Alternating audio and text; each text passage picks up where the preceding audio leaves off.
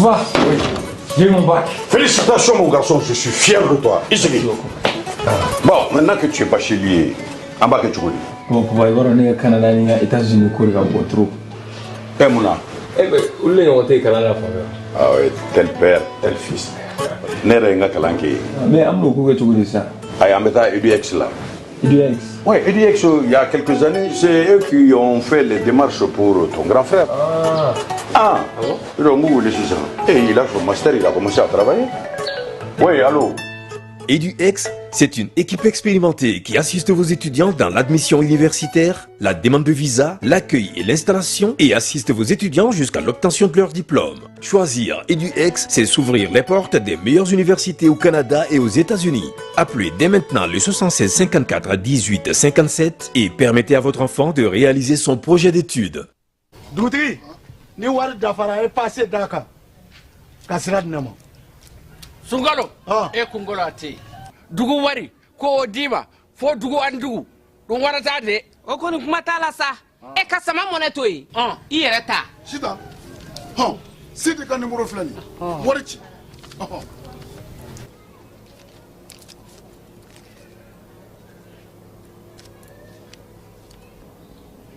wari sera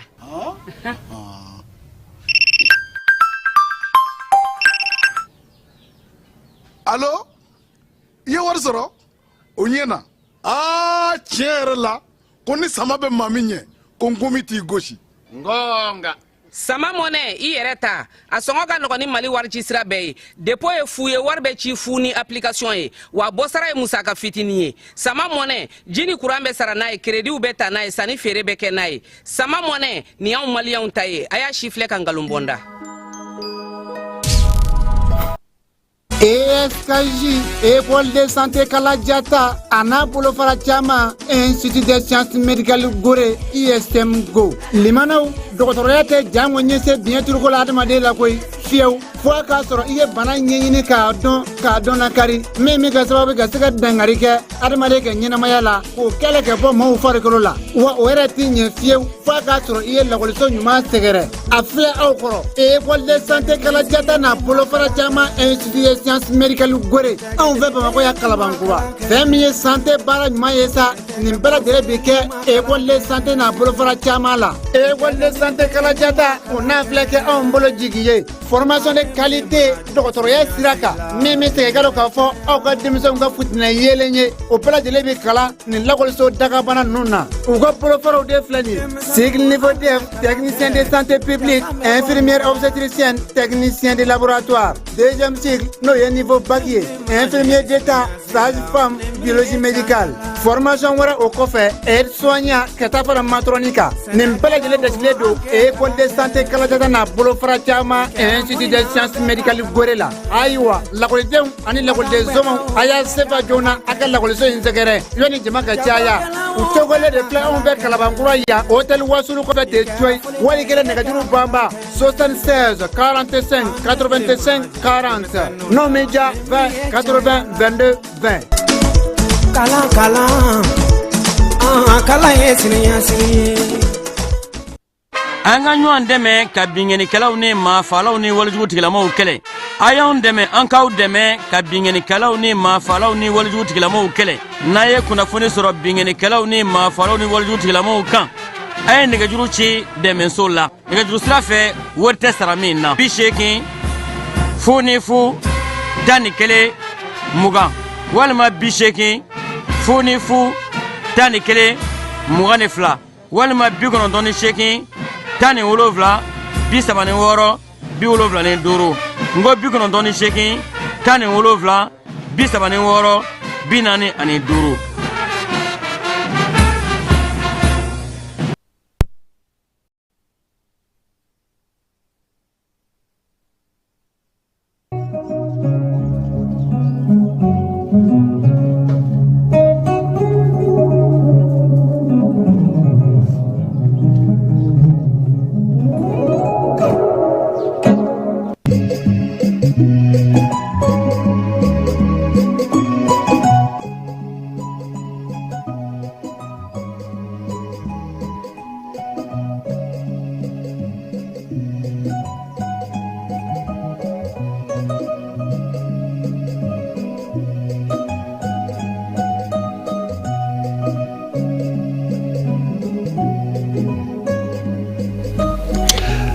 An lamɛnbaaw ani an filɛbaaw k'aw bɛɛ lajɛlen fo k'aw waleɲuman dɔn.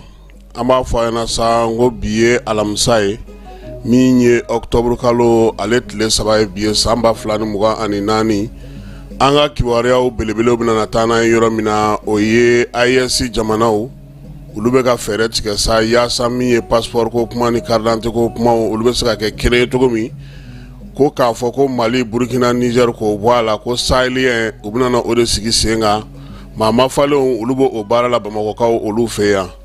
CNT maaw olu taara maa joginenw lajɛ école de gendarmerie chef d'escadron Balakone kɔnɔna na Falajɛ yan. Chine ale ye dɛmɛ ta ka don école de guerre ma ni minɛnw ye min bɛ taa se sefa wari miliyɔn 16 ma. Allemagne ale miliyari 2 don so la so min bɛna na di sɔrɔdasiw ma u bɛ se k'u ka fɛnw mara yɔrɔ mun kɔnɔna na k'a sɔrɔ degun foyi o ma se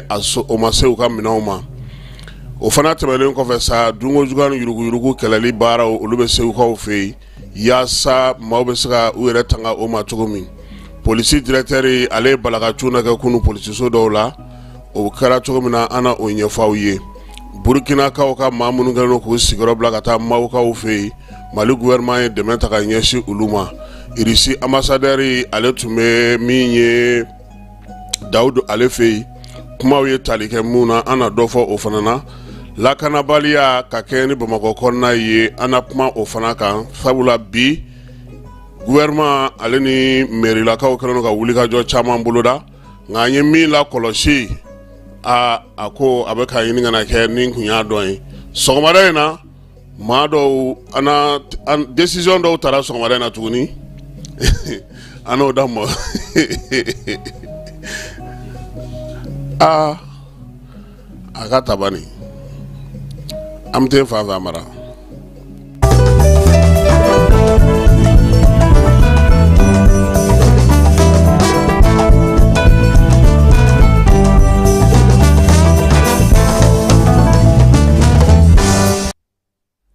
Ayiwa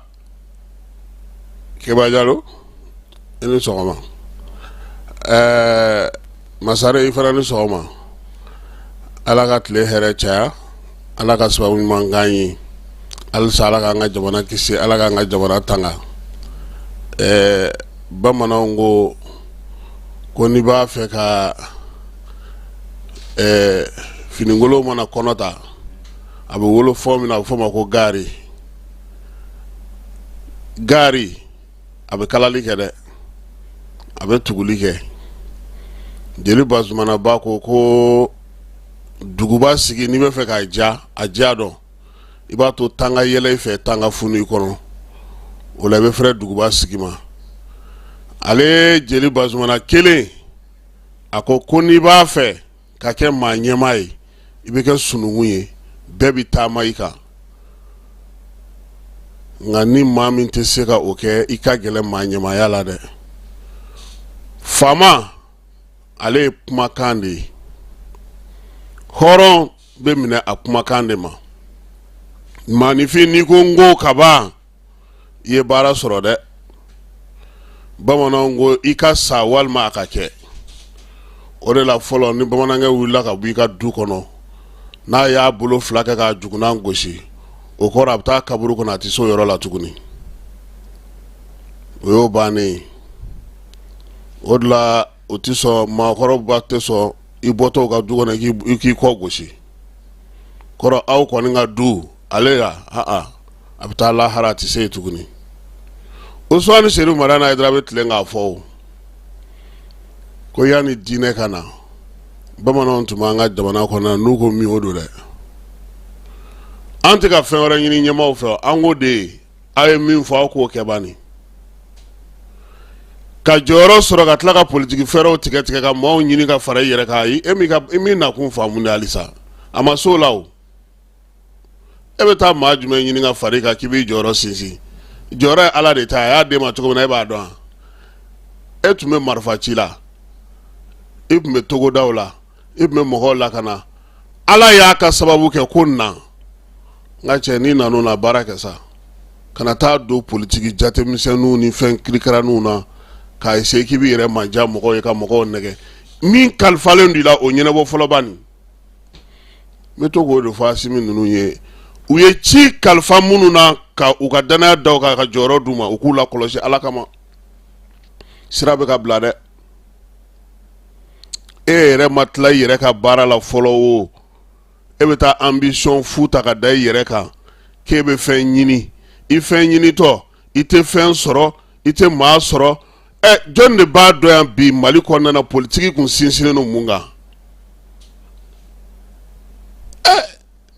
mamunu yere be kola kolosi ke aya jate mina dronge ay la kolosi ke dron ministre tu munu nga du kono abe munu nga kina abe munu nga sigidala anu bora ministre ala u ka sobe chogodi bi mamunu nga ministre u ka sobe chogodi ani munu bala bi ayulu la ngo dongo do skeba ala be maw wajude ala jie dongo do da odo nyenzo le da filika pour sekero nye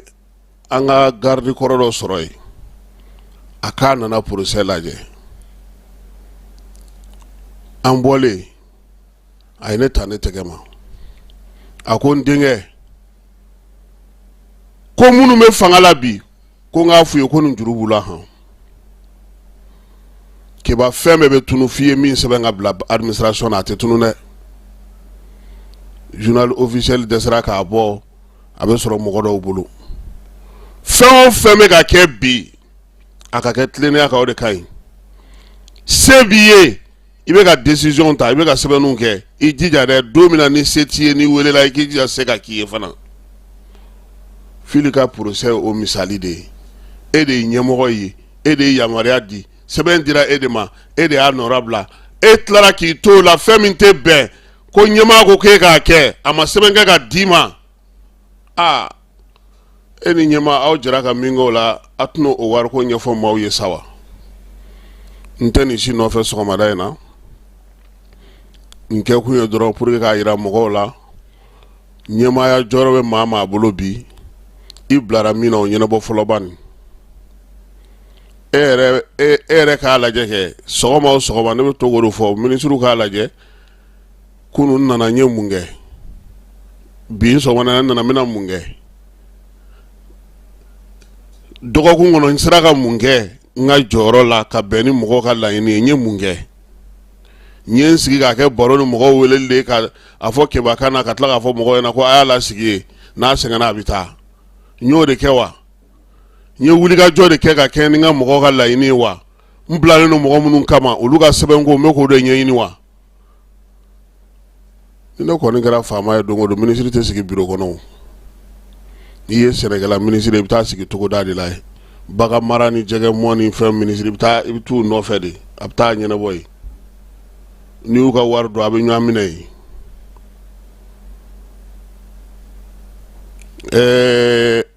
fere chamam tigara ka keni bingali mingera Bamako o bingali senfe gouvernement mogo ye décision chamanta angol me min fuye décision tali type fuye na ne reja ne be nzigi sini ka sebe ngo matiti manga kare fe wa ko fa be law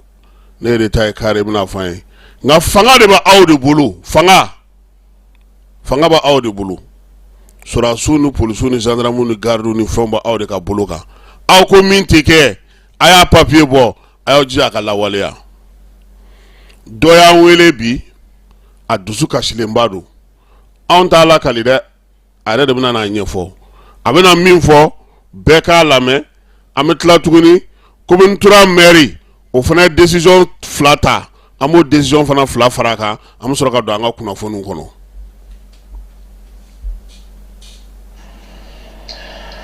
Bonjour, Koro Kassim.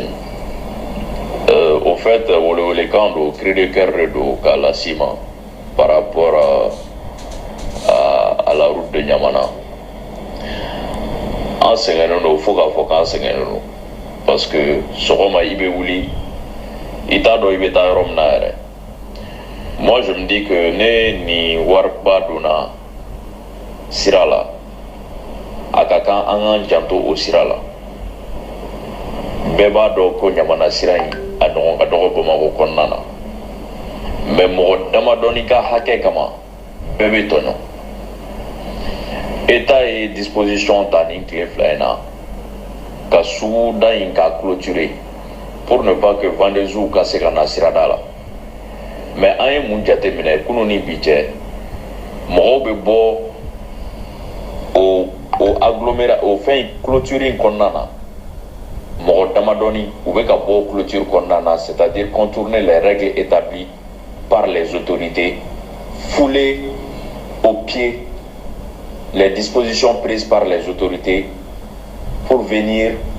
aux abords de la route encore n'ango kan tɔɲɔni tɛ an tɔɲɔni don et le très souvent au Mali qu'est-ce qu'on dit ko an ka population bɛ vie précarité la k'an ka to u k'u dahirimɛ sɔrɔ n'a fɔra ko dɔw b'u k'u dahirimɛ sɔrɔ ka dɔw dahirimɛ tiɲɛ yarɔ a kuma ka ca dɛ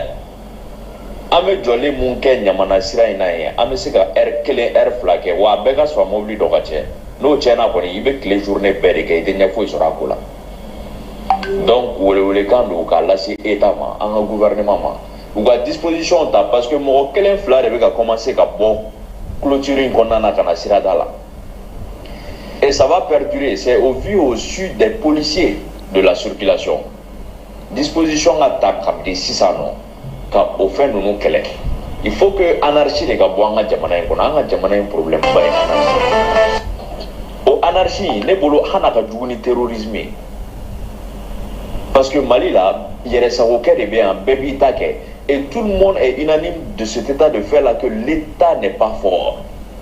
Population yɛrɛ mɔgɔw da b'a fɔ gɛrɛw na an b'a fɔ fan bɛɛ donc moi je pense qu'il est temps que les autorités se fassent respecter dans ce pays là il en va de leur honneur an yɛrɛ ye sɔrɔdasi fanga an bɛ ka soutenir o de kama faut que mɔgɔw ka tilen jamana in kɔnɔ bɛɛ ka sariya bato donc o de tun bɛ n bolo k'a fɔ ni État mɔgɔw bɛ se ka disposition ta ka anw ka nin ko in ɲɛnabɔ vraiment a bɛ diya n ye fo k'a fɔ k'a bɛ diya n ye fo k'a dama tɛmɛ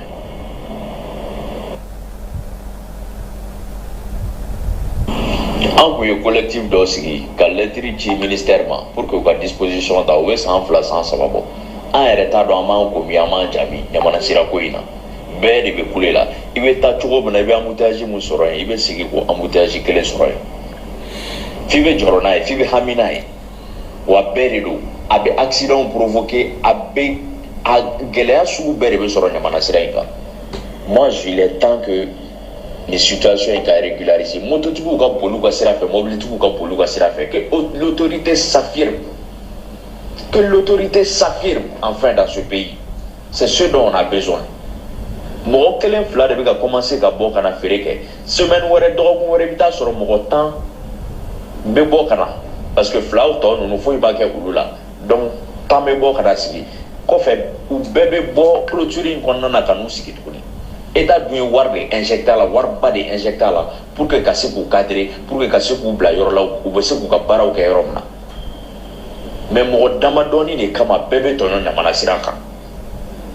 n'aw m'a lajɛ gɛlɛya b'an kan dɛ gɛlɛya b'an kan kosɛbɛ donc o welewelekan de tun don ni ministère sera ka disposition ta pour parer à cette éventualité vraiment o kuma la ma dɔn ko ɲamana sira a dilanna an kama a ma dilan dɔrɔn ko ka vidéo kɛ ko k'a bila réseau sanfɛ k'a fɔ Mali ye viaduc jɔ Mali ye nin kɛ Mali ye nin kɛ parce que viaduc yɛrɛ bɛ jɔ de pour la fluidité de la circulation mais ɲamana sira in kɔrɔlen a tun bɛ cogo min na dɛ ne bolo a juguyara ka tɛmɛ o kan sisan yɛrɛ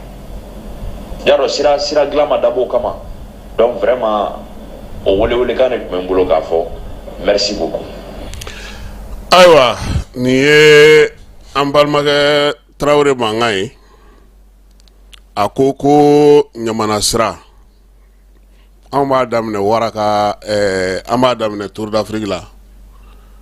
ka taa fo Waraka sira yɛrɛ tɛ o an bɛ taa fo Segu sira kɔ fo Bagina kɔfɛ fo Kasela poste la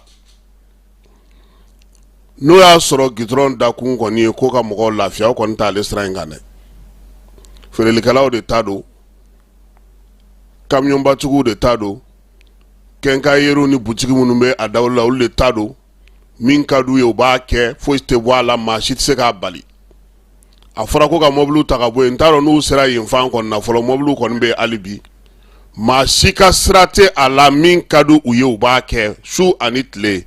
an balimakɛ bɔra ka min fɔ sa tile 2 dɔrɔn gouvernement mɔgɔw tɛmɛnen k'a fɔ ko mɔgɔw ka bɔ gitɔrɔnda la u segira ka na polisiw jɔlen bɛ u yɛrɛ bɛ yen u b'a feere bɛɛ ɲɛ b'a la wa foyi tɛ bɔ a la fana han n'i ye yɔrɔ maire ɲininka a bɛ min kɛ k'i jaabi b'o dɔn k'u bɛ k'u dahirimɛ ɲini ne kɔni ma jamana si ye diɲɛ kɔnɔ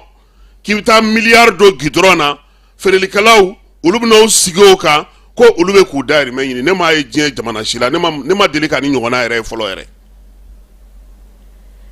u ye poste wuli ɲamana poste min bɛ Garabali kɛrɛfɛ u y'o wuli ko ka taa n'a ye ɲɛfɛ ko parce que ko embouteillage bɛ kɛ mais o poste bɛ yen bi a yɛrɛ jama ka ca ni fɔlɔ ta ye o kɔfɛ Garabali bɛ yen ko Garabali bɛ na wuli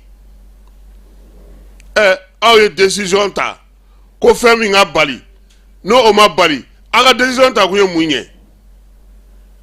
a bɛ se ka fɔ dɔrɔn sɔrɔdasi minnu tun bɛ yen eaux et forêts ni gendarmes ni douaniers minnu tun bɛ don yɔrɔ in na yen olu de wuli ka taa n'olu de ye zantigi la feerelikɛla ninnu tora yen ɔrɔ a kɛra de ko mɔgɔ tɛ se ka tɛmɛ mɔgɔw de tɛ se ka tɛmɛ mɛnɛ o de fɔra cɛ bɔra ka min fɔ a ka jugu o bɛɛ ye mɔgɔ ko se b'a la gitɔrɔnda in na a ye gitɔrɔn ta mototigiw tɛmɛ yɔrɔ min ale bɛ k'o fɔ o ye dɔw ka feerelikɛyɔrɔ de ye a kɔni bɛ mɔgɔ minnu ka bolo kan u ka wuli k'u jɔ parce que kuma in anw yɛrɛ tun bolo n ko a bɛna ɲɛ bɛna sɔrɔ a la nka ɲɛ foyi tɛ ka sɔrɔ a la wa a ye min fɔ fana tile 2 in tɛ dɛ don min dugusajɛ mɔgɔw bɔra feerelikɛlaw nana u ye clôture min kɛ u nana kɔfɛ a dugusajɛ yɛrɛ ka feereli kɛ polisiw jɔlen bɛ yen an bɛ fɛ k'o fana faamu sugu b'aw bolo aw tɛ sugu kɔnɔ et puis fɛn kelen bɛ Mali la siraba o siraba k'o bɛ tɛmɛ feerelikɛlaw sugujɔ siraw kɛrɛfɛ o sugujɔ don yɔrɔ tɛmɛnen kataba 4 ye dɛ i b'a fɔ ko mairie t'a duguw la i b'a fɔ ko ɲɛmɔgɔ tɛ yen aw bɛ se cogo di ka sira jɔ o sira kɛlɛ feerelikɛlaw ka n'o minɛ maa si tɛ se ka olu wuli mɔgɔ si tɛ se ka kuma u fɛ ni Mali tɛ ne man ye dɛ n tɛ nin ye yɔrɔ si viaduc ta in kɔni anw yɛrɛ b'a sira kan don o don nka don o don i bɛ ko kura ye sisan mɔnifeerelaw de farala a kan awɔ ani ŋɔmifeerelaw olu fɔ parce que mun nana kɛ u ma yɔrɔ libéré dɔɔni yan olu ko komi kɛnɛ don olu fana nan'u sigi sisan hali moto taxi tigiw yɛrɛ fana bɛ parking kɛ a kɛrɛfɛ ye parce que or a fɔra ko ka o de dabila ɲɛmɔgɔw n'aw bɛ décision ta a y'aw jija ka lawaleya dɛ an bɛ taa sigidaw 3nan kɔnɔna na commune 3 maire n'o o ye Mariam Jalo ye n'a bɛ Jirelakaw ka sigi la ale ye décision ta octobre kalo tile fɔlɔ ko min ye ka kɛ ni lakanabaliya ye Bamakɔ kɔnɔna na ale ka sigida n'o ye commune 3 ye Bamako ko maa tun bɛ yen n'o taara commune 3 la ka taa ɲini u fɛ k'a b'a fɛ ka kiosque sigi a b'a fɛ ka dumunifɛn sigi sɔrɔdasikanw fanfɛla la sɔrɔdasikanw masurula na k'a y'a bɛɛ lajɛlen annulé a bɛɛ bɔra a ma a tigi si tɛ se ka autorisation sɔrɔ tuguni maire ko k'a ta o don na fo kana se waati min ma ko wa ka a ɲininen don a ka maire tɔw fana fɛ maa si kana maa yamaruya i ka taa feerekɛyɔrɔ sigi k'anw masuruna na min ye commune 3 maire ye a ma dan o ma dɛ fulamuso tiɲɛ na nin ye fila fɔlɔ ye keba i tanti a ka farin a bɛ ko ne yɛrɛ ka jaba non autorité ɲɛmɔgɔ ye ɲɛmɔgɔ de ye a ko k'a ye ordre di madame Jire maire commune 3 k'a ye ordre di commissaire de police min bɛ Dravé la ani a ka antenne minnu bɛ yen ani direction min bɛ yen n'a bɛ fɔ o ma ko direction de bon ordre ani environnement ko kiosque o kiosque bɛ base A kɛrɛfɛla la Bamakɔ kura bolibana k'u k'a bɛɛ lajɛlen ci k'a daminɛ septembre kalo octobre kalo tile 7 la 7h ko n'u ye kiosque fɛn fɛn sɔrɔ k'u k'a bɛɛ ci ka bɔ yen keba e don ko min namasa feere cité de UNICEF cité ministérielle kɛrɛfɛla la i ni ka ampoule ni ka fɛnnu aw bɛna kɛ cogo di sisan madame le maire ko maa o maa n'i ye nin sɔsɔ sariya a b'i nɔ minɛ a ye sɛbɛn fa siri octobre kalo tile fɔlɔ nka a y'a ɲini Dravéla polisiso fɛ o tɛ poudrière ya 2e arrondissement k'u ka taa base A kɛrɛfɛla la kiosque fɛn fɛn bɛ yen feerelikɛla fɛn fɛn bɛ yen karayogotigi fɛn fɛn bɛ yen ko k'a bɛɛ wuli ka bɔ yen pewu nin kalo in tile 7 ko ka baara daminɛ ntɛnɛn nata ayiwa waati dira o ma dɛ a taa a garijɛgɛ lajɛ ten donc nin ye commune 3 maire ye ale ka décision ye cité administrative yɛrɛ kɔnɔna na ye ni o ye ministre ka baarakɛyɔrɔ ye chef sécurité n'o ye colonel Mao ye a ko fɛn fɛn ye feerelikɛla misɛn ye yen a si tɛ doni tɛ yamaruya tuguni cité kɔnɔna na minnu bɛ mobili kow kɛ o mobili ko fana dabilara kiosque 10 o de tun bɛ cité administrative kɔnɔna na a bɛɛ lajɛlen datugura wa ko min ye ɲɛmaa dɔw ye u kun nana ka n'a deli ko a k'a lajɛ ko adamadenya don k'u b'u dahirimɛ ɲini k'a ko ayi ko ni maa b'i dahirimɛ ɲini o tɛ ɲini cité kɔnɔ tuguni mobili tɛ ko ye tuguni wa ale banna pewu maa n'i bɛ don cité kɔnɔ n'i bɛ taa feereli kɛ n'i donna a t'i n'ale cɛ dɛ a ka maa minnu bɛ donda la a b'ale ni olu de ɲɔgɔn cɛ donc nin sɛbɛn in an ye nin fana sɔrɔ ka bɔ cité la cité chef sécurité min ye directeur de la sécurité du premier ministre n'o ye colonel Mao ye ale de bɛ nin baara in na ye ka kɔni ɲɛ yanni attaque yɛrɛ ka kɛ mobili fɛn fɛn tun bɛ jɔ cité kɔnɔ ni a bɛ kale kan a y'a bɛɛ lajɛlen bɔ yen ni min ye gouvernement ta ye a ko gouvernement mɔgɔw ka n'o ta ka taa n'o ye garage administrative la kɛnyɛrɛye tigilamɔgɔ fɛn fɛn kun kɛlen don ka taa yɔrɔ k'i ka mobili jɔyɔrɔ ye a ko bɛɛ ka jɔyɔrɔ ɲini ka mobili la yaasa maaw tɛmɛnen n'u taa ni ka segu bɛ se ka nɔgɔya cogo min na cité kɔnɔna na o kɔni kɛra yanni le 17 cɛ donc sisan maaw an b'a fo a n'a ka cɛ don an b'u bɛɛ lajɛlen fo AES jamanaw yaasa sɛbɛn minnu bɛ yen k'olu bɛɛ lajɛlen kɛ kelen ye dugutaako la carte d'identité b'o la sabula jamana dɔw la carte d'identité bɛ yen min ye carte biométrique ye o b'o o la ani passeport k'u bɛna na jɛ sa ko ka AES ta bɛɛ lajɛlen kɛ kelen ye sahélien o na k'a tɔgɔ ye u y'a yira sa k'a fɔ ko u y'o ɲɔgɔn ye kɛ Bamakɔ yan baara in yɛrɛ daminɛna kunungo a bɛ kun cɛ bi ni Ala sɔnna a ma k'a kɛkun ye min ye ministre min bɛ kɔnɔna lakanako kunna n'o ye o ka secrétaire général n'o ye Umaru Sogoba ye ale kɔni ni maa wɛrɛw ye lajɛ in so dɔ kɔnɔna na dunanjigiso in bɛ Bamakɔ yan AES maa falenw nana ka bɔ Burkinakaw fɛ yen Niger kana fara Mali taw kan dugudenw bɛ se ka lafiya cogo min ka taa ni ka segin kɔnɔna na sabula ko jamana ɲɛmaa n'o ye colonel Asimi ye a ko k'u k'u jija min ye AES carte d'identité na passeport biométrique ko u k'o sigi sen kan kɛrɛnkɛrɛnnenya la u bɛna min ɲini o ye passeport biométrique ye k'o sigi sen kan sahélien yaasa baaraw bɛ se ka kɛ cogo min maaw n'u bolominɛw bɛ se ka lakana cogo min taa ni ka seginw bɛ se ka nɔgɔya cogo min sɛbɛn in ale mana bɔ a bɛ kɛ komi ni jamana saba in n'i b'a fɛn fɛn kɔnɔ sa e kɔni b'i ka so o t'a dɔrɔn ye fɛɛrɛw ni dabali fana bɛna tigɛ fana taa ni ka seginw la jamanaw ni ɲɔgɔn cɛ yaasa a ko bɛ se ka nɔgɔya cogo min polisilakaw ni douaniers ale ni maa minnu bɛ siraba matarafa olu fana kɛrɛfɛ o de la sa min ye Mali Burkina Niger ye olu ka maa minnu bɛ yen n'olu bɛ nin baara ninnu ɲɛdɔn olu de bɛ lajɛ la an fɛ yan ko baara k'a bɛ kun cɛ bi n'an tora ministère de la sécurité kɔnɔna na général de brigade Daoud Ali Mohamedine ale ye kunun ko irisilakaw ka lasigiden bɛ an fɛ yan Igor Goromiko kun nana sa ka na ni sɛbɛn kɛrɛnkɛrɛnnen ye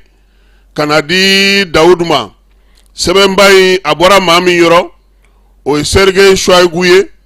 Sergei Shoigu ale de fana bɛ irisilakaw ka kɔnɔna lakana ko kalama o kalifalen no ale la sɛbɛn in kɛkun ye min ye an ka dugubaw kɔnɔna lakana bɛna falen cogo di irisi jɔyɔrɔ bɛna k'o la cogo di fɛɛrɛ ni dabali jumɛn bɛ se ka tigɛ sa yaasa maa minnu bɛ yen n'olu bɛ dugubaw kɔnɔna lakana kɛ i kɛra gardi ye i kɛra polisi ye minɛn jumɛn kɛrɛnkɛrɛnnen ka y'u bolo maaw la kɔlɔsili la mɔbiliw la kɔlɔsili la yɔrɔbaw la kɔlɔsili la minɛn minnu bɛ yen no olu ye scanner baw ye k'olu sigi don ni bɔ k'olu bɛɛ lajɛlen la kɔlɔsi min ye lasigiden ye a ko sɛbɛn kɛrɛnkɛrɛnnen a bɔra Sergei Shoigu ko ka n'a di Daoud ma ale kɔni nana sɛbɛn di kuma in senfɛ fana a ko min ye Mali ni irisi ye k'u bɛna dɔ fara taabolo kan dɛ ko n'Ala sɔnna a ma irisikaw ka maa minnu bɔra yan n'olu nana ka na central nucléaire ko ni central satellite ko ninnu kumaw kɛ ko groupe wɛrɛ bɛ ka nalen u ka ministre b'u ka kalanko kunna k'o k'an ka don an fɛ yan nin kalo in kɔnɔna na yaasa a n'an ka ɲɛmaaw bɛ se ka kuma cogo min kalanko fana ta fan fɛ mun bɛ se ka sigi sen kan min ye Igor Goromiko ye a kɔni ye kan bɛɛ da Daoud ye ko n'Ala sɔnna a ma min ye u ka maa mafalenw ye olu kan ka na kimɛli kɛ Mali région 19 ni Bamako lakana ko dugu kɔnɔna na o fɛɛrɛw bɛ se ka kɛ cogo min na kuma in ale ye tali kɛ nin na Chinois olu ye donbolo kɛ école de guerre ye Mali guerre kalanso n'o bɛ Balabugukaw fɛ yen Cercle de Merci kɔrɔ yen de kɛra ye Chinois ka lasigiden ale kɔni taara sa minɛnw ta ka di u ma chaises b'o la ordinateurs b'o la min ye fauteuil bureau olu b'o o la baara in bɛɛ lajɛlen kɛra maa min ɲɛna sa o ye ministre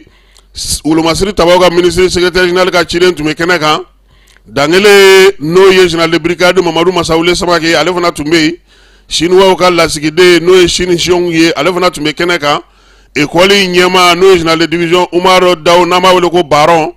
ale fana tun bɛ kɛnɛ kan ka fara yen baarakɛlaw kan Chinois ye minɛn min di a bɛ taa se CFA wari $16,000 la minɛn minnu b'a la sa o ye table ye chaises bɛ a la yaasa min ye baara bɛ se ka nɔgɔya cogo min na école de guerre in kɔnɔna na Baron n'o ye Umaru Daw ye a ka kuma kɔnɔna na a ye Chine lasigiden fo k'a waleɲuman dɔn ko nin t'u siɲɛ fɔlɔ ye ka ɲɛsin Mali ma nka kɛrɛnkɛrɛnnenya la sen ta kɔni ye Mali guerre kalanso ta ye o bɛ se ka yɛlɛmaw kɛ cogo min na ka basigi ni lafiya don jamana fan 14 bɛɛ lajɛlen na Baron y'a fɔ a ɲɛna sa k'olu yɛrɛ ka cɛsiri n'u ka wulikajɔ k'a bɛ tali ko la Umaru Daw ko min ye kalanso in ye maa fɔlɔw olu bɔra filananw bɔra sabananw olu ka kalan kun cɛra ɲinan ko naaninan minnu dontɔ don o bɛna dayɛlɛ AES jamanaw ye Burkina ale ni Niger ani jamana wɛrɛw maaw olu fana bɛ se ka na Mali école de guerre kɔnɔna ka na kalan kɛ ka kɛ ni Mali olu jamanaw ka bolo di ɲɔgɔnma ye o de la sa a y'a yira ambassadeur la ko ni minɛn ninnu nanu na kuma yɛrɛ la koyi sabula sɔɔni sisan kalanta o de bɛna kɛ école de guerre kɔnɔna na Chinois ka lasigiden min b'an ka jamana kɔnɔ yan n'o ye Chine Xiong ye a ko k'a bɛ foli ni tali ta ka ɲɛsin école de guerre maaw ma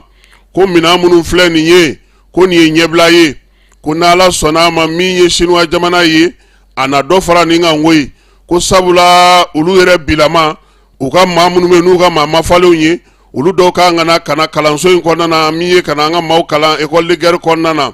a ko ko école de guerre jɔyɔrɔ ka bon kosɛbɛ sabula a b'a to surasi minnu bɛ yen n'olu ye jalabatigiw ye u ka dɔ fara u ka dɔnniyaw kan jamana lakana ko fɛɛrɛ ɲumanw k'olu sigi sen kan o de la ko Chine ko a ka dɛmɛ tɛna ko to kɔ nin ko in na ambassadeur y'a yira sa k'a fɔ ko ale yɛrɛ nisɔndiyalenba don ɲinan ko ye ko sabula ko Mali ni Chine u ka bolo ni ɲɔgɔn ma ɲinan san kɔni ta k'a taabolo ka ɲi ko misali ye mun ye Mali a jamanakuntigi n'o ye colonel Assimi ye ko o yɛrɛ bɔra kalo in daminɛ na n'o ye septembre kalo kɔnɔna na u fɛ yen ko Mali ɲɛmaw u caman fana tun taara farafinna ni Chine olu ka lajɛ kɛnɛ kan ko nin bɛɛ lajɛlen ye fɛn minnu bɛ olu hakili sigi o de la sa a y'a yira k'a fɔ ko n'Ala sɔnna ma u ka sɔrɔdasi mafalenw fana natɔ don ka na fara an taw kan yaasa baara mun filɛ nin ye senna nin ye école de guerre la a bɛ se ka taa ɲɛ cogo min Alimaw olu fana ye dɛmɛ ta ka ɲɛsin an ka wolomasiri tabaw ma min ye jamana min fɔlɔ ye Mali ka yɛrɛma hɔrɔnya lakodɔn an kɛlen ka indépendance ta o ye Alimaw ye min ye ni octobre kalo tile fɔlɔ in ye Allemagne ye so belebele jɔ a bɛ fɔ min ma sa ko hall de stockage u y'a ta k'a di wolomasiri tabaw ma min ye minɛnw ye n'o ye tajiw ye o ɲɛmaya bɛ maa mun bolo u y'a di olu ma baara in yɛrɛ bɛɛ lajɛlen kɛra ye min ye général de brigade Birema Jabate ale tun b'a kɛnɛ kan ale y'a yira sa k'a fɔ ko a bɛ san 100 a bɛ nin kana san 100 bɔ min ye Mali ni Allemagne an bolo bɛ ɲɔgɔn bolo ko bila ko tɛ ko wa k'u filɛ nin ye ka na minɛn min di Mali ma nin ye n'a bɛ t'i jɔ sefa wari miliyari 2,100 la ko o ye ko ɲumanba ye k'u bɛ Alimaw fo entrepôt min filɛ nin ye so min jɔlen filɛ nin ye minɛnbilayɔrɔ min jɔlen filɛ nin ye batiriw ni siraw ni fɛnw bɛ se ka minɛnw bɛ se ka bila fɛn min kɔnɔ an'u ka chargeurs n'u ka minɛn ɲɛnamaw ko foli kan ka kɛ u ye général n'o o ye Birema Jabate ye a ko wolomasiri tabaw ka ɲɛmaa tɔgɔ la k'a bɛ Alimaw fo k'u waleɲuman dɔn u ka nin dɛmɛ in na min bɛna magoba ɲɛ u ye yaasa baara ale bɛ se ka kɛba min bɛ s'a la fɛ o ɲɔgɔnna de don magasin jamanjanba in minɛn bɛɛ bɛ bila min kɔnɔ o don a bɛ si bi o a ɲɔgɔnna bɛ si bi n'olu tɛ est-ce que u bɛ maa bolo yan yɛrɛ olu Allemand kɛlenw de fana y'o dilan o parce que Sala ka centre ye Allemand de don n'i y'a ye dɔrɔn i b'a fɔ ko Sala ka yɔrɔ bɛɛ y'a kelen ye Allemand ka lasigiden a ko k'a b'an ka ɲɛmaaw fo min ye Gertrude Paul ye excellence ale yɛrɛ dɔgɔtɔrɔ ye a ko a bɛ kilew di an ka maaw ma k'a f'u ɲɛna sa ko min ye Allemand jamana ye ko caman tɛmɛna nin sira in fɛ yan min ni bi ta tɛ kelen ye ko wa k'olu ka dɛmɛ ka ɲɛsin Mali wolomasiri tabaw ma k'o tɛna kɔ tigɛ koyi baara min n'u bolo bɛ ɲɔgɔn bolo nin ye ko dɔnna far'o kan entrepôt min filɛ nin ye ko ale bolo a bɛna nafaba ɲɛ u ye sabula sɔrɔdasiw ka minɛn caman bɛ yen bi u ka fɛn caman bɛ yen bi bilayɔrɔ kow bɛ u la ko nin kɔni na k'u bolo sababu ɲuman ye yaasa u ka se k'u ka baarabaw kɛ don nataw kɔnɔna na dugudenw olu lakanali ambassadeur a y'o fɔ a y'a yira sa k'a fɔ ko min ye lakana ye ani minɛnw bilayɔrɔ ko ninnu ko o kan ka kɛ u bɛɛ lajɛlen taabolo ye o tile segukaw fɛ yen ale ye kalansen sigi sen kan kalan min n'o bɛ tali kɛ dunko juguya ni yuruguyurugu k'ale kɛlɛ k'a ɲɛfɔ segu maabaw ye ale ni maa minnu bɛ yen n'olu bɛ baara kɛ faso ka cakɛdaw la u bɛ se k'u yɛrɛ minɛ faso nafolo ma cogo min u bɛ se ka kisi a ma cogo min jɛɛrɛ in kɛkun ye min ye o ye ka segukaw k'u hakili lajigi dunko juguya ni yuruguyurugu bɛ se ka kɛlɛ cogo min a kɛnɛ ka sa maa minnu bɛ yen o ye denmisɛnninw ye maire min ye maa wɛrɛw minnu bɛ yen n'olu bɛ baara kɛ faso ta la u bɛ se k'u yɛrɛ tanga faso nafolo ma cogo min yaasa yiriwali kuntalajan bɛ se ka sigi sen kan u y'a yira sa ko jɛɛrɛ in kɔni maa 100 kalan in bɛ ka kɛ olu de kunna segukaw olu fɛ yen jɔrɔna kɔni o bɛ Mayina mara la Mayinankaw u ka dugu bɛ n'o ye Jaje Fara ye u ko bana jugu dɔ wulilen n'u ka malo nɔfɛ dɛ u ye malo min sɛnɛ Mayinandi ale min bɛ Mayina commune kɔnɔna na malo sɛnɛnaw k'u ɲɛ b'a la ko fɛn sugu dɔ bɛ ka t'u ka malo dun u yɛrɛ dun y'a yira k'a fɔ ko ji fana tun bɛ yen min ye nin waleya in ye k'a bɛ ka malo caman tiɲɛ o la sa malo ninnu k'u bɛ bali ka sin ka kɛ nɛrɛmuguma ye ten k'a sɔrɔ o ma deli ka kɛ k'i b'a fɔ ko min ye u jatɔ don k'u jacogo sugu la k'a sɔrɔ mɔgɔ si m'a dɔn k'a fɔ ko u jara cogo min na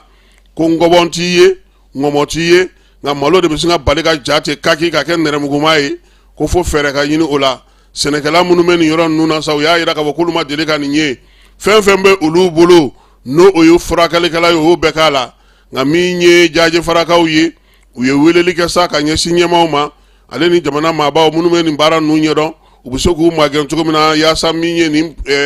banajugu ye u ka malo n'u ka sumanw olu bɛ kisi cogo min na Burkinakaw ka maa minnu y'u sigiyɔrɔ bila ka na u sigi an ka jamana kɔnɔ ka bɔ dugu 5 la n'u bɛ Mawukaw fɛ yen malo a tɔni 10 taara ka d'olu ma n'o ye bɔrɛ 200 ye 50 bɔrɛw don a dira Mawukaw ka commune maire ma commissaire à la sécurité alimentaire ale y'o ta ka di nin maa 600 ma yaasa u bɛ se cogo min na k'u yɛrɛ boloma dɛmɛ minnu bɔra Burkinakaw fɛ yen ka na u sigi an ka jamana kɔnɔna na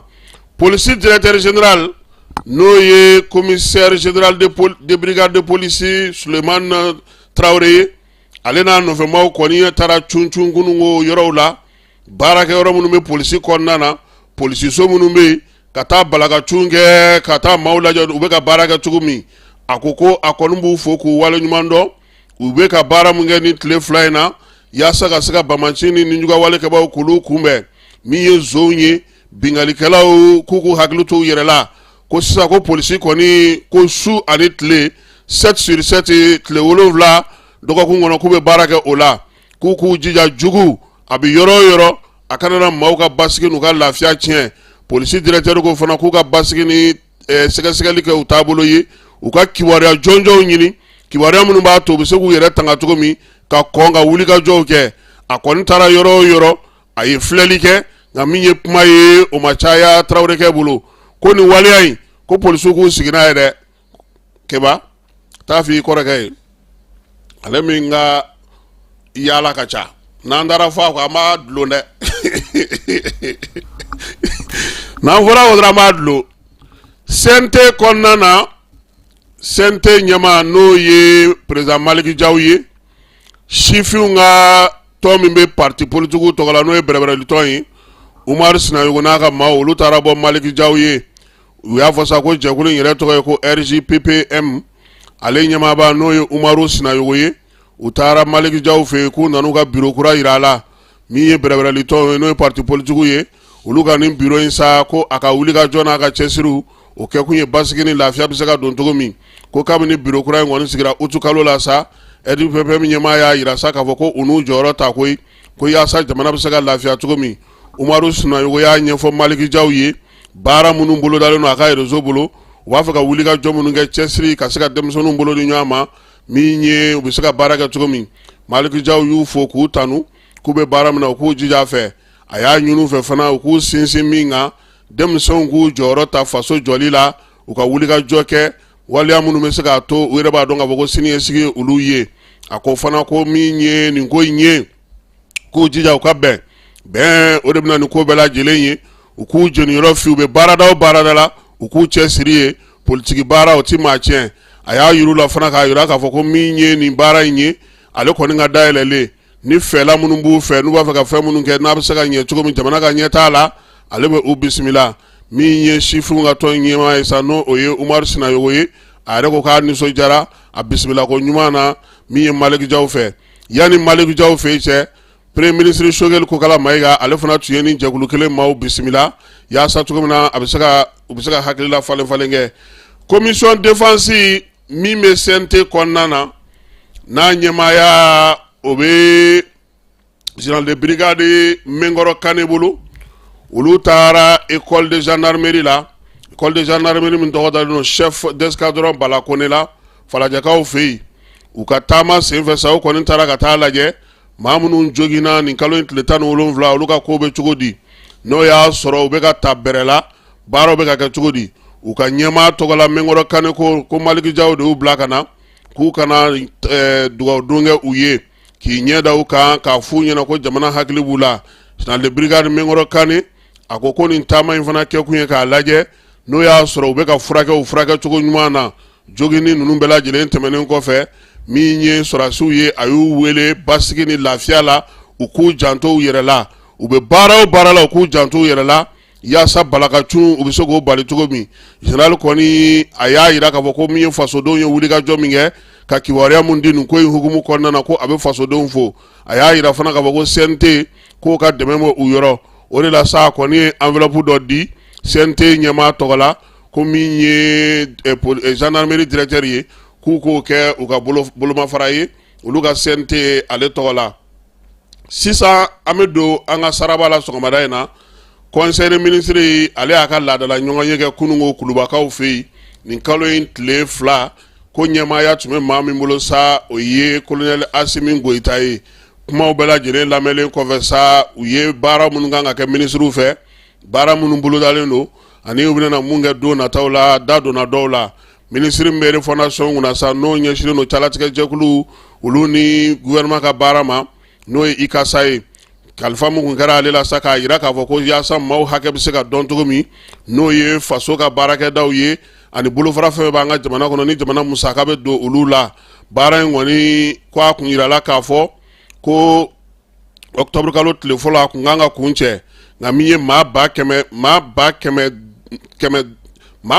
ani 58 kɛmɛ 2 ani 93 o de kɔni kun taara sa u ka se ka nin baara in kɛ u kun kan ka maa ba kɛmɛ ni 21 kɛmɛ 8 ani 69 u kun kan ka olu de ɲini k'olu yɔrɔ dɔn u y'a yira sa ko n'i ye jamana bɛɛ lajɛlen ta k'a lajɛ sa maa minnu kɔni ma se ka ye fɔlɔ o ye ba 36 kɛmɛ 4 ani 24 ye min ye jɛkulu in ye ale dun kun kan k'a ka baaraw bɛɛ lajɛlen di n'o ye a ka avant projet de rapport ye o kan ka sɛgɛsɛgɛ jɛkulu min fɛ sa o jɛkulu fana bilara sen kan nka komi 31 y'a sɔrɔ baara ma ban réunion kɔni ko o bilara nin kalo in tile 3 la n'o ye bi ye yaasa u k'a lajɛ majɛ minnu bɛ yen maa tɔ minnu tora n'olu ma se ka lasɔrɔ o baaraw bɛna kɛ cogo di yaasa ka se ka ɲɛfɔli kɛ min ye o ministre kelen in ye a y'a yira sa k'a fɔ fana ko min ye programme kɛrɛnkɛrɛnnen ye ka ɲɛsin an ka jamana yɛrɛ taabolobaw ma n'o ye an ka danbew ye k'olu kɛ kalansen ye an ka jamana kɔnɔ k'o baaraw fana bɛ sen na n'o y'a sɔrɔ furancɛla fanga ɲɛmaa de kɔni ye laɲini kɛ ko k'o sigi sen kan k'o kɛ taabolo ye an bolo ko a y'o wulikajɔ minnu kɛ jamana fan caman fɛ ko baara in bɛ sen na juillet kalo tile 18 ka taa bila août kalo tile fɔlɔ la u kɔni ye a kun filanan u y'o baaraw kɛ Bamako ale kɔnɔna na yan sisan min ye kun tɔ ye sa ko o bɛna tali kɛ mɔgɔ min na o ye kunnafonidilaw ye maa minnu bɛ réseaux sociaux sanfɛ min ye gouvernement yɛrɛ ka baarakɛlabaw ye maa minnu bɛ n'olu ye sɔrɔdasi ɲɛmɔgɔw ni finitigi ɲɛmɔgɔw ye ka taa se jɛkulu kɛrɛnkɛrɛnnen minnu sigilen don faso yɛrɛ fɛ calatigɛ jɛkuluw bolofaraw minnu bɛ yen parti politigiw musow ka tɔnw denmisɛnninw ka tɔnw farikolo ɲɛnajɛkɛlaw n'a tɔw bɛɛ lajɛlen ka taa se sigida ɲɛmɔgɔw fana bɛɛ lajɛlen ma sa k'u bɛna olu de ɲininka nin baara in na k'olu fana ka hakilina k'o dɔn u y'a yira sa k'a fɔ k'u ka lajɛ kɔni min bɛna kɛ u na o kɛ sa maliyɛn minnu bɛ kɔ kan u n'olu wele k'o kɛ ni subahana mansin ye minisiri min bɛ bɛn ani kelenya cɛfɔ ni kan bɛ kunna an ka jamana kɔnɔ n'o ye Ismail Wage ye ale ye ɲɛfɔli kɛ sa dɔgɔkun kelen min kun sigilen don bɛn ni kelenya na an ka jamana kɔnɔ o tako sabanan a ko tako sabanan baara in kɔni ko a kɛra k'a daminɛ min ye septembre kalo tile 15 ka taa bila tile 21 na bɛn ni kelenya ɲini ni jamana fantan ni bɛɛ lajɛlen fɛ ka kɛ dɛmɛ ye ka se maaw ma AES jamanaw kɔnɔna na ji ale kɔlɔlɔ bolila maa minnu kan ko baaraw daminɛli kɛra Gawokaw fɛ yen min ye maaw nana ka bɔ AES jamana bɛɛ lajɛlen kɔnɔna na n'o ye jamana 3 in ye ka na baara in kɛnɛ kan u ka ministres fana nana a y'a yira sa k'a fɔ ko baara in fanba kɔni ye tali kɛ min na o ye u ye chèque di maaw ma n'o ye nafolo ye Gawokaw fɛ yen k'u y'o di Nugakaw ma ale ni Kangabakaw min ye centre min bɛ yen n'o sigilen don ko ninnu yɛrɛ bɛɛ lajɛlen na kɔlɔsi kama n'o ye Segu chèque ye k'u ye chèque do fana ma a ko nin ko in k'a bɛɛ lajɛlen sera ka kɛ lafiya kɔnɔna na AES jamanaw k'a ye u gɛrɛ ɲɔgɔn na kosɛbɛ basigi ani lafiya kɔnɔna na minisiri min bɛ farikolo ɲɛnajɛ ko kunna ale ani denmisɛnninw ka ko a y'a yira k'a fɔ ko min ye ko Mali ko an tun bɛ Burkinakaw fɛ yen u b'a fɔ min ma nanzarakan na ko université d'été AES ta k'o kɛra nin kalo in tile septembre kalo tile 25 ka taa sa tile 27 ma ko nin tun y'a siɲɛ fɔlɔ ye sa o taara kɛ Signarekaw fɛ yen baara in k'a ye tali kɛ min na sifinw olu ka gɛrɛ ɲɔgɔn na cɛsiri ni wulikajɔ ka se ka jɔli kɛ min ye fasojɔ yɛrɛ ye ko jamana 3 in bɛɛ lajɛlen minisiriw tun b'a kɛnɛ kan min ye maa mafalenw ye olu fana nana baro sugu olu ye sɛgɛn AES yɛrɛ kɛcogo kan AES maaw bɛ se k'u bolo don ɲɔgɔn bolo cogo min sifinw olu ka baara bɛna kɛ AES kɔnɔna na cogo min calatigɛ jɛkulu olu sen donnen a la u y'a yira sa ko kɔni bɛnna kan ko ka don kɛrɛnkɛrɛnnen sigi denmisɛnninw tɔgɔ la AES ale kɔnɔna na. Ministre des Sports a y'a yira k'a fɔ sa ko min ye baara dɔ fana kɛra yaasa kafu ale ka licence A o bɛ se ka sigi sen kan cogo min na an ka entraîneurs bolo min ye farafina balontan ɲɛkulu ɲɛmaasoba ye n'o ye kafu ye k'ale kɛlen don ka fɛɛrɛ dɔ sigi sen kan sa n'o bɛ ka licence di entraîneurs ma dɔ bɛ fara u ka dɔnniyaw kan cogo min na balontanko ta nasira fɛ ko yaasa ka se ka o kɛ sa u ka se ka jɔyɔrɔ sɔrɔ min entraîneur ya jɔyɔrɔ sanayɛlɛta ye k'o de y'a to sa ko ni kalanso in kɔni sigira sen kan a baaraw bɛɛ lajɛlen kɛra min ye farikolo ɲɛnajɛw ɲɛnabɔbaw fɛ an ka farafinna kɔnɔna na ka tɛmɛ an ka fédération malienne de football fɛ bolo ni ɲɔgɔnma ye ministère yɛrɛ ko o sen bɛ a la yaasa kafu ka laɲini o bɛ se ka sabati cogo min na session kɔni k'o baaraw kɛra an fɛ yan min ye nin kalo salen utukalo tile 26 ta sa 29 ma ko y'a to an yɛrɛ ka entraîneur olu minnu bɛ ni diplôme dɔ tun b'olu bolo u sen ka ye baara in na ka se ka u sen don a la ko wa ko min ye baara bannen sa k'u caman kɔni kɛra professionnel ye bi min ye licence A ye ko o dira a caman ma. Ministre bɛ maliyɛn minnu bɛ kɔ kan olu ka ko kunna ani farafinna ka kelenya ale ye conseil des ministres ladɔnniya k'a yira k'a fɔ k'an balimakɛ dɔ ko o fatura Gabɔnkaw fɛ yen ni tubabukalo salen tile 26 ale su kɔni nana Bamako ministre ko k'a yɛrɛ tun bɛ pankurujigi kɛnɛ kan a kunbɛli la k'u ye fure minɛ k'a di a somɔgɔw ma ko Gabɔn jamana ɲɛmaa u ka sariyatigiw y'a yira k'a fɔ sa ko sɛgɛsɛgɛliw bɛ senna yaasa kamalen mun kɛra sata ye o bɛ se ka dɔn cogo min a yirala k'a fɔ ko min ye nin kamalen kɔni ye a gosira de k'a bugɔ k'a faga Gabɔnkaw olu fɛ yen. Ministre min bɛ sɛnɛko kunna ale conseil des ministres ladɔnniya ko minnu bɛ yen bi n'o ye ji woyo min bɛ senna o kɔlɔlɔ bɛ se ka kɛ mun ye an ka baji ale yɛrɛ kɔlɔlɔ bɛ se ka kɛ mun ye ji damatɛmɛba min bɛ ba kɔnɔna na bi baara minnu sigilen sen ka barajiw ni périmètre ninnu kɔnɔnaw la ministre a y'a yira k'a fɔ k'a kɔlɔlɔntan tɛ sabula ko ba kɔnɔna ɲɛ bɛɛ lajɛlen k'a bɛɛ kɛlen don ji ye ji bɛ ka walankata cogo min a bɛ ka walankata ten o de la sa ko ka kɛ ni conseil des ministres yɛrɛ tun ye laɲini min kɛ juma min ye utukalo tile 23 ye fɛɛrɛ mun sigira sen kan yaasa u bɛ se ka baara kɛ cogo min na ka kɛ ni sanji ale kɔlɔlɔw ye ale ni san kɛlen don ka tiɲɛni mun kɛ sɛnɛkɛyɔrɔw la k'o de la sa ko u ye maa dɔw bɛ yen kɔni u sera ka olu ka sɛnɛyɔrɔ u sera ka olu jateminɛ an ka jamana kɔnɔna na u ka jateminɛw y'a to sɛnɛ kɔni yɔrɔ minnu bɛ yen n'olu ye ji kɔlɔlɔ bɛ nana boli olu kan kosɛbɛ u y'olu bɛɛ lajɛlen jate k'olu dɔn u ka kiimɛliw o y'a to sa u sera ka fɛɛrɛ sigi sen kan fɛɛrɛ min b'a to maa minnu bɛ yen n'olu kɔni bɛ taa sigi bɛnnen don yɔrɔ ma bi ji bɛ tiɲɛni kɛ yɔrɔ minnu na olu bɛ se ka lawuli cogo min filanan u y'a yira sa k'a fɔ k'u bɛna lakɔlɔsili kɛ ji ale bɛ don foroba minnu kɔnɔ ani sɛnɛkɛyɔrɔba minnu kɔnɔ k'olu fana jateminɛ min ye u ka sabanan ye sa u y'a yira k'a fɔ k'u bɛna lakɔlɔsili kɛ yaasa min ye Joyila mara Kulukoro Segu olu sa k'u bɛna fɛɛrɛ kɛrɛnkɛrɛnnen tigɛ septembre kalo in kɔnɔna na k'a daminɛ o tile 19 ka taa se o tile 20 ma ka taa olu yɔrɔw lajɛ baara minnu bɛ yen u bɛ se ka olu kiimɛ cogo min na ka kɛ ni laɲini ye u ka jɛkulu min sigilen don sen kan sa k'o kɔni fana bɛ ka baara kɛ yaasa sɛnɛ yɛrɛ laɲini minnu kun kɛra u ka lajɛ 14 hukumu kɔnɔna na n'o o ɲɛmaaya tun bɛ jamanakuntigi yɛrɛ bolo o ye laɲini minnu kɛ olu bɛ se ka sabati cogo min na sɛnɛ min bɛ ka kɛ office du Niger kɔnɔna na CMDT office yiri direction régionale de l'agriculture k'o y'a to sa u ka taa sɛnɛkɛlaw ka yɔrɔw bɛɛ lajɛlen lajɛ min ye an ka jamana fantan 4 bɛɛ lajɛlen fɛ ka ladilikanw d'u ma yaasa laɲini bɛ se ka sɔrɔ cogo min ministre ko ɲinansan kɔni ko ni ala y'an kunnaja ko a taacogo kɔni ka ɲi fɔlɔ nka jiko in o kɛlen don ka bɛɛ lajɛlen jɔrɔ ministre min bɛ jagoko kunna an ka jamana kɔnɔ ale ye conseil des ministres ladɔnniya k'a yira k'a fɔ ko min ye kɔɔri feereliko ye k'o lajɛ o bɛna kɛ an fɛ yan ni septembre kalo tɛmɛnen tile 26 k'u y'a lajɛ kɛ yan lajɛ in senfɛ sa Mali a n'a dɛmɛbaa jɛkulu minnu bɛ kɔɔriko la k'u y'u hakililaw di ɲɔgɔn ma u tun ye lajɛ min kɛ k'a yira k'a fɔ ko Côte d'Ivoirekaw fɛ yen u ye laɲini damadɔ kɛ min ye kɔɔri ye ka se k'a don ba la k'a bayɛlɛmali k'o kɛ sigi sen kan yiriwali bɛ se ka kɛnɛya cogo min na ani ka an yɛrɛ ka kɔɔri yɛlɛmali baaraw k'olu sigi sen kan u ye hakilila di fana kɛ yiriwali wɛrɛ bɛ se ka kɛ cogo min na fana kɔɔri yɛrɛ a ka se ka don an yɛrɛ ka taabolo la an ka baaraw la an ka se ka yɛlɛma an fɛ yan yaasa jamanadenw yɛrɛ k'u jeniyɔrɔ fi kɔɔri bi yɛlɛmaliko la an ka se ka tɔnɔ ni nafa sɔrɔ a la k'u ka kow ye taliko la ko lajɛ in a y'a to sa maa caman nana ka na kɔɔri ale kuma fɔ min ye Mali n'a dɛmɛbagaw ye u ye bɛnkan dɔw fana sɔrɔ ko baara in bɛ kuncɛ tuma min u kɔni ye papiye dɔ sigi sen kan papiye min n'o kan ka kɛ taabolo y'u bolo taabolo min bɛna to Mali yɛrɛ a bɛ se k'a ka tɔnɔ dɔ sɔrɔ cogo min na kɔɔriko la k'u kan ka pariki 2 sigi sen kan pariki industriel international minnu bɛ diɲɛ fantan 4 fɛ o ta ɲɔgɔnnaw ko k'olu sigi an ka jamana kɔnɔ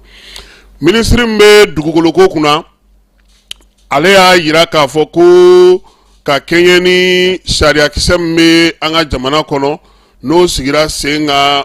décembre kalo tile 24 san 2020 ko o yɛlɛmalen ka kɛ ni dugukoloko ye an ka jamana kɔnɔ o b'a yira bi k'a fɔ ko yɛlɛma min kɛra min ye dugukolo bɛ maa bolo ni titre provisoire de b'i bolo ko k'a yɛlɛma ka kɛ titre foncier o hukumu kɔnɔna na sa ministiriso y'a yira k'a fɔ sa olu bɛna dugukolo yɛlɛmali min kan ka kɛ titre foncier k'u bɛna o baaraw daminɛ koyi k'u b'a daminɛ nɔgɔnin fɛ yaasa dugukolo minnu bɛ yen bi u ka se ka olu hakɛw dɔn min ye baara in ye k'a bɛna daminɛ ni Bamakɔ kɔnɔna ye ani Kati cercle k'a kɛkun yɛrɛ ye min ye mankan min bɛ dugukolo la dugukolo siɲɛta min ka ca bɔsin tigila nanbara suyɛni min ye k'a bɛɛ lajɛlen galabuti ye k'a yɛlɛma k'a bɛɛ ɲami k'o bɛ se ka ban cogo min ko waleya in kɛkun ye o ye hakili la k'a fɔ procureur tun ye nin kuma in fɔ sabula ale tun y'a yira k'a fɔ ko min ye san 10 b'an bolo k'an bɛ se k'a yɛlɛma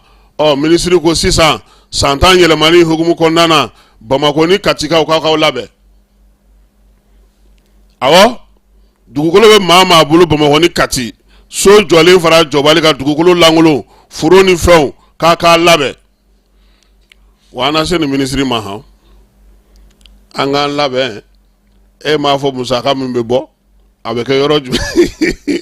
ayi ni kɔni kɛtɔ kɔni gouvernement bɛ wari min sɔrɔ n'Ala kelen de b'a dɔn ale tɛ se ka namara o nin ye dugukolo digitalisation de ye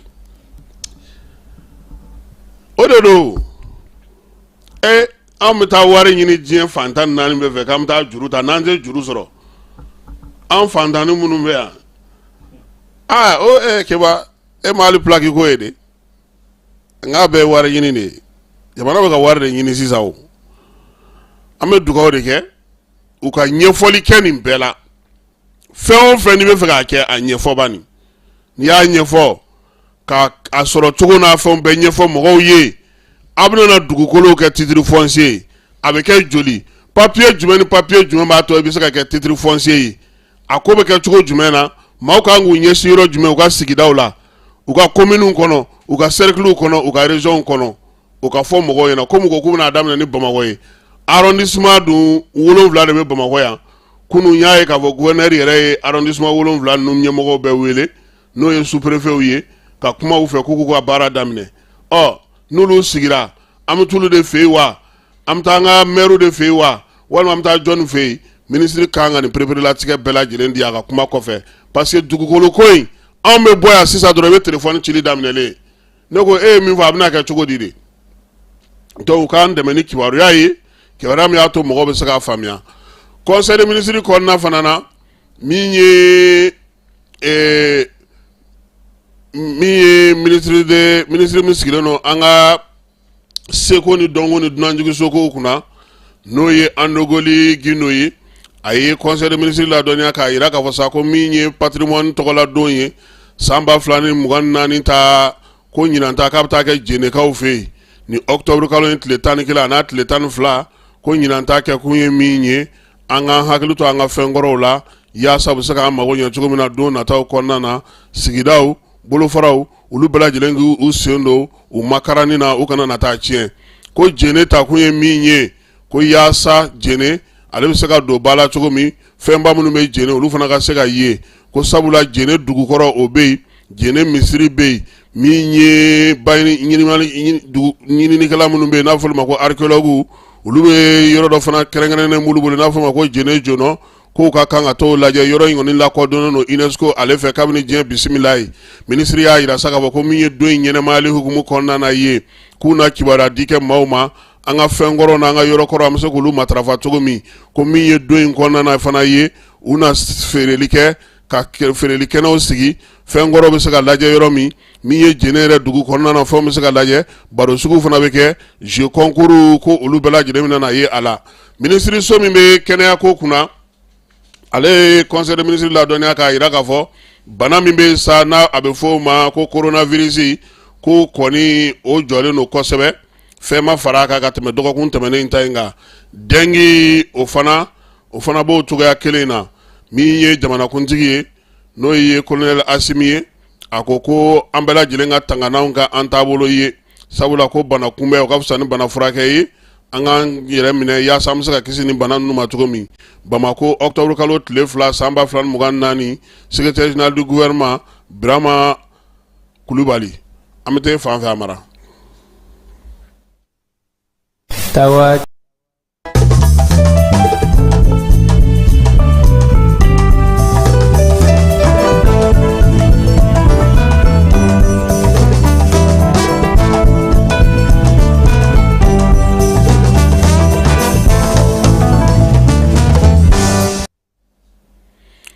ka bɛɛ fo ka bɛɛ waleɲuman dɔn Jani ale sugandili la yaasa ka se ka denmisɛnninw dɛmɛ minnu bɔra tunga la ka na u ye denmisɛnnin 56 ta minnu bɔra Libi ani Niger u yɛrɛ b'a fɛ ka baara min kɛ u k'o sugandi o de hukumu kɔnɔna na sa min ye denmisɛnnin 56 in ye 17 olu y'a jira k'a fɔ ko olu b'a fɛ 39 olu ko k'olu b'a fɛ ka sɛnɛ kɛ 17 olu ko k'olu ta bɛ kɛ nakɔ sɛnɛ ye minɛn minnu bɛ se ka o kɛ sa n'o ye sari ye semoirew ni engrais ka taa fara moto pompe ni misi kan ani bere labour ni matériel wɛrɛ minɛnmisɛn minnu bɛ yen min ye sumansi ye u ye o do u ma yaasa u bɛ se ka baara kɛ cogo min na k'u sigi u yɛrɛ ye ka se ka yiriwali kɛ wa min ye nin ko in ye direction min bɛ agriculture kunna sa n'o ye direction régionale ye ale bɛna nin kɔlɔsili ninnu kɛ nin maa ninnu n'o y'a sɔrɔ u bɛ k'a ba u kana taa misi ninnu boso k'u feere ka fɛn ninnu feere ka duuru don fiɲɛ na tuguni ka sira ta f'u ka kɔlɔsi dɛ Amara e bɛ ka yɛlɛ ne na fɛn caman kɛra ne ɲɛna yan koyi anw ye fɛn caman ye jamana in kɔnɔ koyi n ko tracteur dira dɔw ma commune Bamako commune dɔ kɔnɔ n ko y'a tracteur boli damadɔ k'a tila k'a feere APJ ye fɛn joli di mɔgɔw ma u bɛ cogo di bi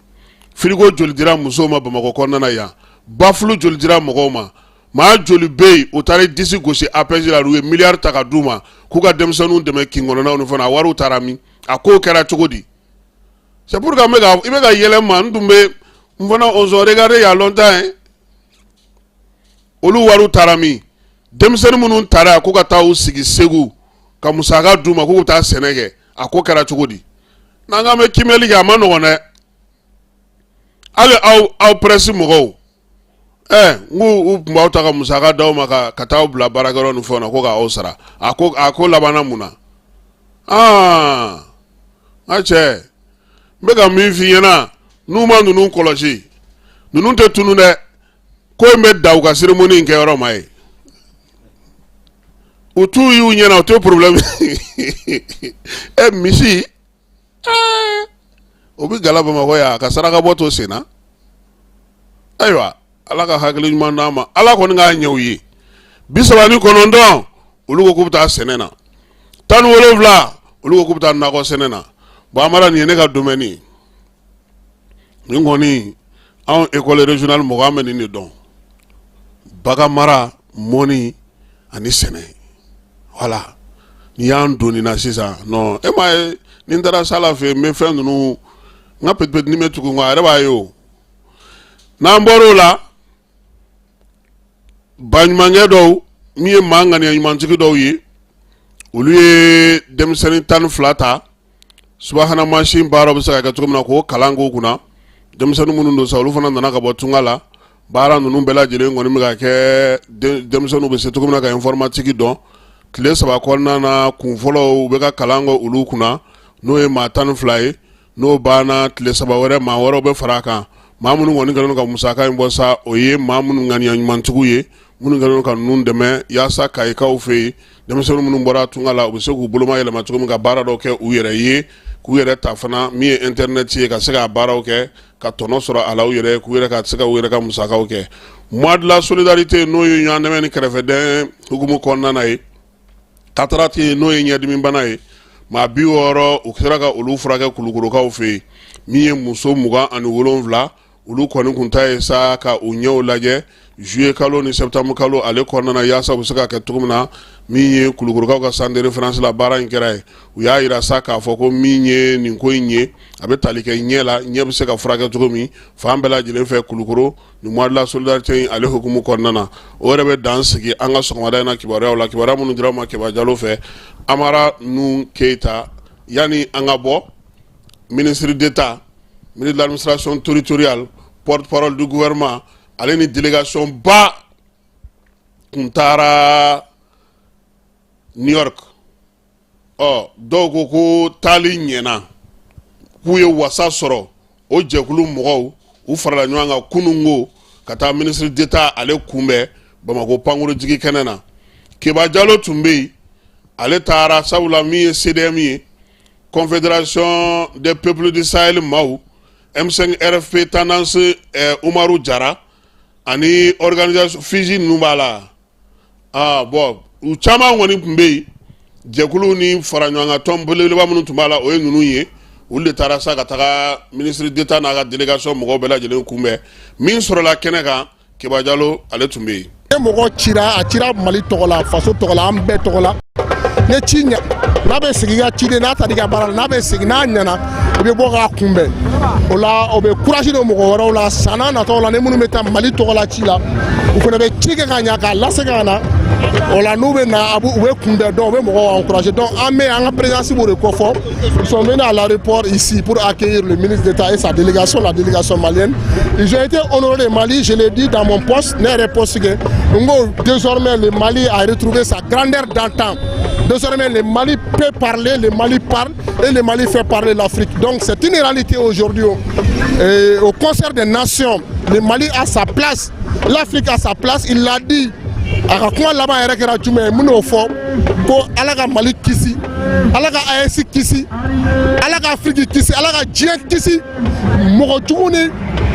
juguya kɛbagaw tɔɔrɔ ma donc cela est très important le Mali peut parler le Mali a parlé. Bi wulikajɔ fɛn fila tɛ o ye ka Ablaye Mayiga kunbɛn depuis 8 heures an bɛ yan jeunesse M5 ani partenaires CDM ani entité wɛrɛw an bɛ yan depuis 8 heures pour que ka ko in organiser sinon mɔgɔ dɔw taara Nations Unies na u seginna ka na mɔgɔ si m'u kunbɛn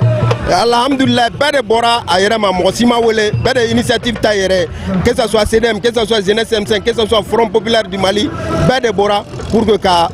Abdoulaye Mayiga kunbɛn parce que a ye kuma mun fɔ a taara Mali jimi sira fɛ a ye kuma mun fɔ Mali ye réalité de don même si à l'intérieur ni dɔw y'a essayer ka kumaw lagosi fo primature yɛrɛ kɔnɔna na donc an b'o condamner déjà. Donc an bɛ yan bi k'an ka nisɔndiya yira k'a yira an ka ministre d'État la k'a yira an ka autorités la ko les Maliens sont derrière eux. Combat bɛ ka mener c'est pour le peuple donc le peuple doit être mobilisé pour soutenir ces autorités. Ne tɔgɔ ye Marietu Jara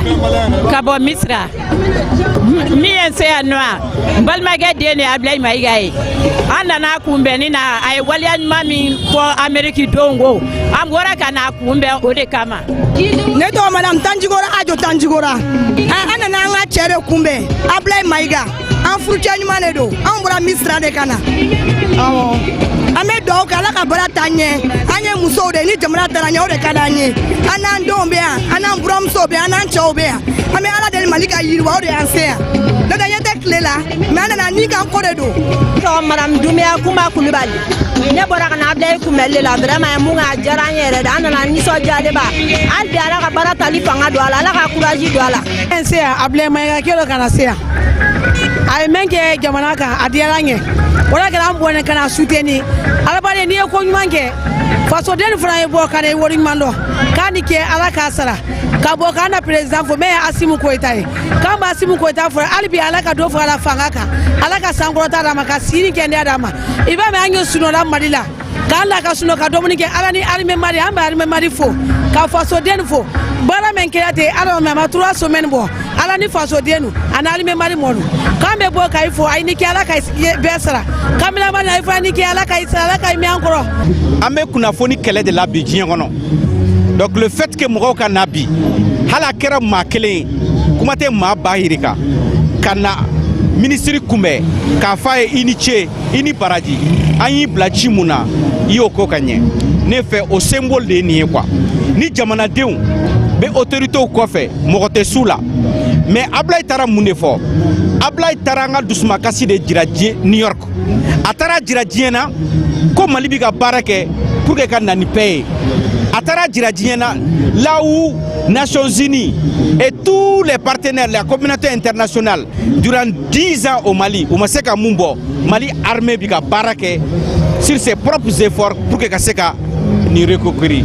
o de ye tiɲɛ ye ka tila ka dénonciation kɛ k'a jira ko jamana minnu bɛ a fɔ ko an y'u teri ye u kan ka baara ɲuman de kɛ pour que an ka se ka teriya ye donc ne fɛ an kan ka jamanadenw fo ka tila k'u fo tugun u ka cɛsiri la k'a fɔ jamanadenw ye u kana décourager fɛn mun bɛ jouer la bi c'est pour décourager les Maliens c'est pour montrer aux Maliens que an bɛ kɛlɛ mun na tiɲɛ tɛ ka sɔrɔ bɛɛ a ka di bɛɛ ye i ka yɛlɛma hɔrɔnya i k'o sɔrɔ Mali dayɛlɛlen don jamanaw bɛɛ la diɲɛ kɔnɔ mais Mali bɛ mun fɛ dɔrɔn jamanaw k'an bonya an b'u bonya cogo min u k'an bonya u k'an ka yɛlɛma hɔrɔnya bonya Maliens ka nafa sɔrɔ Maliens ka intérêt bɛ yɔrɔ min an b'o de défend donc ne fɛ n bɛ jamanadenw fo mun bɔra bi yan dɔrɔn tɛ dɛ hali taara olem fan fɛ mɔgɔw jɔlen do yen i bɛ taa boulevard fan fɛ mɔgɔw jɔlen do ça veut dire que mɔgɔw b'u yɛrɛ ye discours la. Mohamed Diawara, le président d'honneur du Front populaire des jeunes du Mali. A taara jamanadenw bɛɛ tɔgɔ de la Nations Unies na comme san o san o b'a kɛ donc a ye malidenw kunna wolo a y'a yira Nations Unies kɔnɔ ko la souveraineté du Mali ne négocie pas donc c'est pour cela siɲɛ fɔlɔ la